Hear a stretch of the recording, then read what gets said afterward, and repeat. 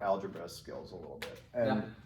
And whenever we do something like that, I want to do it in a way where, we're doing problem solving in algebra, but it's in order to figure out the solution to something that like helps with our understanding, right? Because I think motivated problems are always better than unmotivated problems. Okay. Like I hate doing homework problems where like they're like, do this arbitrary thing that you're never gonna think about again. Right. It's like so bullshit. Like, but it's great when you like have a homework problem and you figure it out, and then the answer to it, you're actually like, oh wait, that's a really interesting thing that I just proved, right? Like that actually like makes some other stuff fall into place. Because when you prove something in math, like that's just a fact about the universe that you discovered. Like it's right, like it's not constrained to that homework problem. It's like a fact. It's a fact about the way that the patterns in the universe work that is like fundamentally true. And so when those facts are kind of lame, you're like, okay, you kind of forget them. But like, if you go and discover something that might be useful later, then that's awesome, right? Yeah. Then you discovered it too, and you did the work to, that's right. great. Now this one isn't really like, profound or anything. That but said, this one's pretty shitty. So yeah. Well, okay. So I think what I want to do is we've thought about what happens when the angle is 90 degrees. With the dot product, and we've thought about what happens when the angle is 0 degrees with the dot product. We haven't thought about 35 What degrees. about, we haven't thought about anything in the middle. 45. So what I want to do is I want to figure out what the dot product is when we get halfway through 45 degrees. And the reason that I want to do that is just because like then we have a reference point in our head, right? Like right now we have 0 degrees and we have 90 degrees, but like we kind of don't have anything in the middle. So if we figure out like maybe a few things in the middle, we'll have like a bit better of an intuition for like what's happening as the vectors like move apart from each other. You know what I mean? Yeah. So let's figure out what the cosine of 45 degrees is, and let's not use a calculator to do it. Oh. Okay. So that is the goal. We're going to figure out the cosine of 45 degrees, and we're not going to use a calculator. I'll be honest with you, I'm getting wet. So let's think about how we want to do it. Any thoughts? I have some ideas, but I want to hear a few. First, I just want to dictate real quick that cosine goes from, for this scenario, it'll go from 0 to 1. Yep. And so 45 degrees is 0 halfway. degrees to 90 degrees. Yep. 0 to or 90. 0 degrees. Yeah. So we'll just do this as this is the angle going from 0 degrees. 0 degrees to and then 90 degrees. Yeah. And then in the middle is 45 degrees. Yeah. And then that would be 0.5. So I would actually say the cosine is going from 1 to 0. So let's just start with the angle being 0 and then we'll grow it. Yeah. Okay. We'll do 1 to 0 then. Because we'll just have the angle be the thing that we are thinking about. 1 to 0. So 90. 0. And 45 degrees. And if we were going to do more stuff with angles and degrees, I would start teaching you to use radians instead of degrees, because radians are like, once you get the hang of them, much better to use, and degrees are kind of super lame compared to radians. Yeah, because radians go essentially by like how much of a circle are you going around the circumference, right? So like, I'll give you just like a brief explanation of the idea behind radians instead of degrees, just so that you get a sense for like why they might be useful.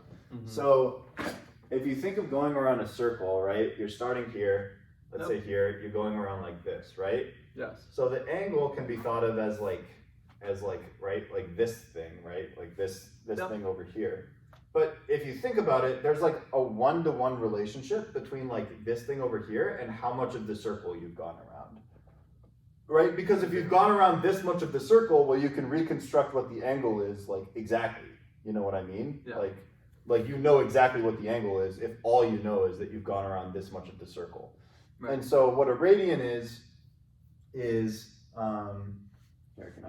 so let's say the circle has a radius of 1. Because that just always makes everything easier. So if the circle has a radius of 1, then do you happen to know off the top of your head what these values are in terms of the circumference. So you start here and you start walking, right? You're a person and you're going to go around a giant circle. Yep. And you go this direction and you've traveled this distance and now you stop. Yep. So how 2 much pi. distance have you traveled? Okay, 2 pi, great. All right. Oh yeah, you do. Yeah. You're a you do Unreal Engine stuff. So it's okay. So you have background knowledge here. So I'm pretty positive that would be shit. Is it actually, this is not 2 pi, dude. This is 2 pi, brother. is it 0.25? No. Is it just defined by 0.25 then? If it's not 2 pi. 0.25. Yeah. Well, here's 0. Right. You think this is 0.25? It's not 2 pi. 0.25. No, it's not 2 pi. How does pi relate to a circle? Fundamentally, like, why do we give a shit about pi with respect to circles? That's an excellent question. Yeah. And something that I haven't thought about in a long time. Yeah. But like, and the reason I'm asking this is because like we're talking about vectors here, Right. and like we're talking about angles, and thinking about these circles, like it's all connected, man. The whole world is fucking connected. If you understand, if you understand the circumference of a circle thing, and you understand how pi is related, I can figure like, out who the that's next related president to- will be. yeah, exactly. Yeah, Right. Yeah. Obviously. So yeah, it's all part of the same system. I see. So that's really an important thing in math, and I think a big pitfall that a lot of people fall into is like people get all of these things independently from each other, and it's like completely just a bunch of disconnected information in their head. Right. Wrong way to do it. Math is completely interconnected. Every part of math is connected with every other part of math in some way. So Yeah. So the joy of math is all about finding those connections. So that's like just a mindset I want you to adopt as you go forward, is like it's all about seeing connections between things. It's not even as much about the things themselves. It's about seeing how the patterns relate to each other. Yeah. So anyway, so I'll just tell you that this is pi Okay. over here. Yeah. So if you have a circle in radius 1 and you started walking around the circle like this, and you got over here, Yeah. then you would have traveled pi units of distance. Like you would have walked pi units of distance, right? So Okay. this is like 3.14 or whatever, Mm-hmm. right? Okay. Now I'm gonna let you reconstruct the rest of it because I gave you this, and so what's this and this? It'd be half a pi. Exactly. Whatever that would be. So 1 over pi or something like that. 1 over pi? Or pi over 2. There you go. Yeah. And then pi over 3. I see. Pi over 2. What's pi over 3? Right down at the bottom. Pi over 3. Is this pi over 3? Is pi over 2 or pi over 3 bigger? Which one is a bigger number? Because here you're dividing pi into 2 chunks, and down there you were dividing pi into 3 chunks, which is less distance than this. I don't know what you're talking about. Sounds like more to me. Yeah. Yeah. So what's this?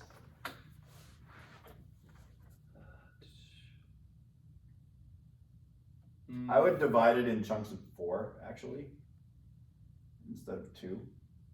Right up top? Mm-hmm. So let's divide into chunks of 4. So if you wanted 4 in the denominator, yeah, so now it's wrong, so what do you have to put? Because now you have a quarter, but how do you turn a quarter into a half? Exactly, yeah. So now you've divided pi into 4 chunks, and then you've taken 2 of those chunks. That's how you should think about that. I don't think it'd be 2 pi though, because you'd have to go all the way around the circle again to get 2 Yeah. pi. So let's check. What is, in terms of this dividing pi into 4 chunks and then taking numbers of those chunks? What would the beginning be? So this is, you haven't taken a chunk yet, but argue. But I guess if you want, you could put 1. So this would be chunk 1, chunk 2, chunk 3, chunk 4. And so we've taken 2 chunks of this.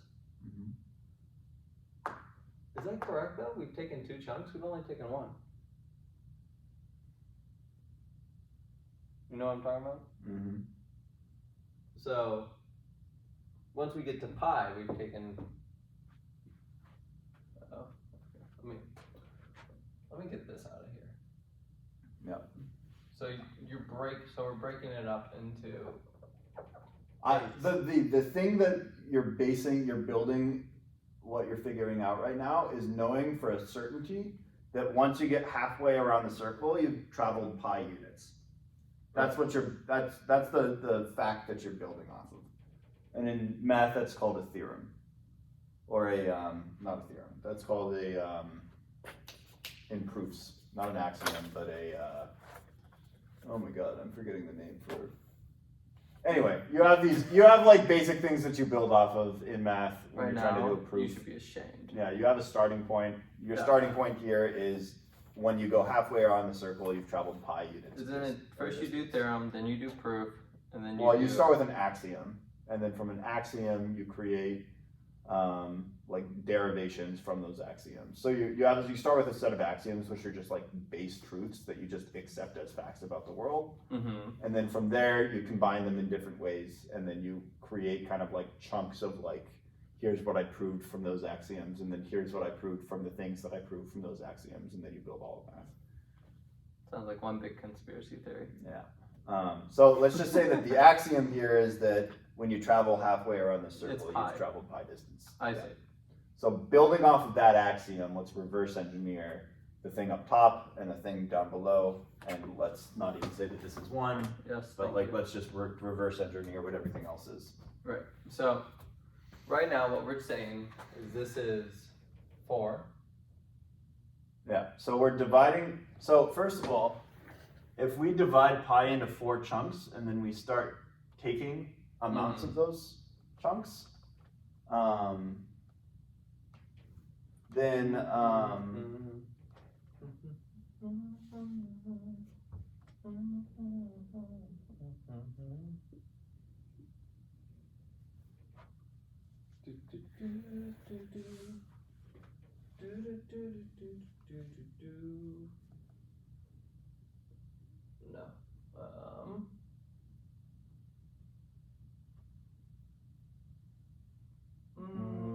no, wait, something's wrong here. I might be explaining a circle wrong to you. Let me think for a second. This is wrong. Am I dumb? We're gonna cut all this. I might be dumb. Maybe. It is a good possibility. To be fair, we're all dumb. Where did the cap for this go? What? Oh, it's right here. Thank you. One sec. Let me just make sure that I'm not dumb. Okay.